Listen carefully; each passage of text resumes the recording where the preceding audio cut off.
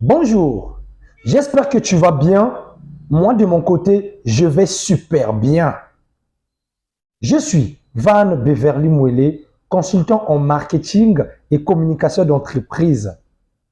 Nous sommes à quelques jours de 2023. J'aimerais te motiver à faire cet exercice.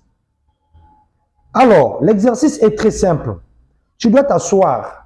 Tu prends une feuille et un stylo. Tu commences à faire un bilan. Le bilan se fera sous deux volets.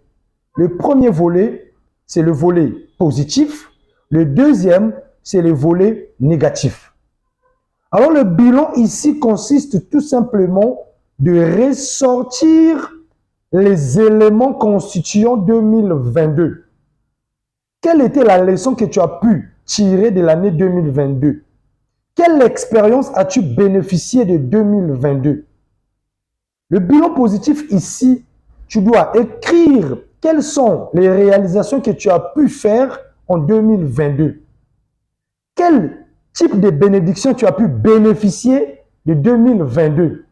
Quels étaient les avantages que 2022 a pu te procurer? Et ainsi de suite. Tout ce que vous allez faire sur le premier volet de façon positive serait centré sur le bienfait de 2022. De l'autre côté, vous devrez ressortir le point négatif de 2022.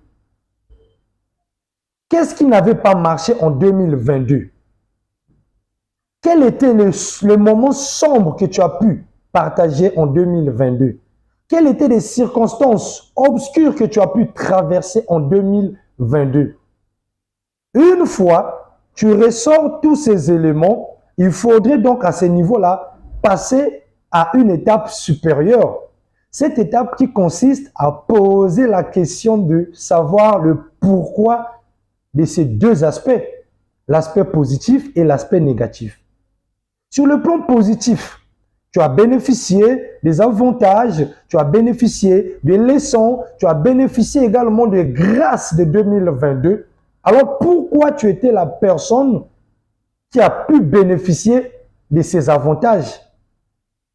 Et de l'autre côté, le pourquoi va t'aider également de comprendre pourquoi tu étais la personne qui a subi des coups en 2022. Pourquoi tu étais la personne qui a traversé des moments sombres en 2022. Le pourquoi va t'aider à comprendre. Et de ce pourquoi, tu peux donc t'asseoir et projeter l'année 2023. Essayer de mettre un plan efficacement pour commencer l'année 2023. Tu dois donc mettre sur pied un planning qui va t'aider à bien débuter l'année 2023, tout en sachant que tes points faibles, sinon le côté négatif de 2022, t'aidera à devenir fort en 2023. Tu dois donc travailler sur tes faiblesses de 2022 pour qu'en 2023, tes faiblesses de 2022 deviennent une force. Je pense que ces deux bilans t'aideront à aller de l'avant en 2023. Pour finir, j'aimerais que tu travailles sur ces 4 secteurs que je vais te citer ici. Le premier, en 2023, tu dois apprendre à travailler sur le plan spirituel. Tu dois nourrir ta spiritualité. Peu importe ta religion, tu dois travailler sur ta spiritualité. Tu dois développer ta spiritualité. Le deuxième point ici, c'est au niveau des finances. Tu dois travailler sur tes finances. Tu dois apprendre l'éducation financière. Tu dois comprendre comment est-ce que l'argent fonctionne pour qu'en 2023, que tu n'aies plus de soucis sur tes finances. Le troisième point ici, c'est tes relations. Tu dois travailler sur tes relations.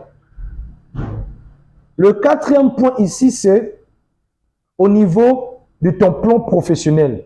Tu dois travailler sur tout ce qui est activité professionnelle. Que ce soit au boulot, que ce soit tes projets, tu dois devenir professionnel par ta façon de faire. Une fois les 4 réunis, tu seras en mesure d'aller de l'avant. Le bonus ici couvre tout ce que je viens de citer en amont. Il est question ici de prendre soin de ta santé.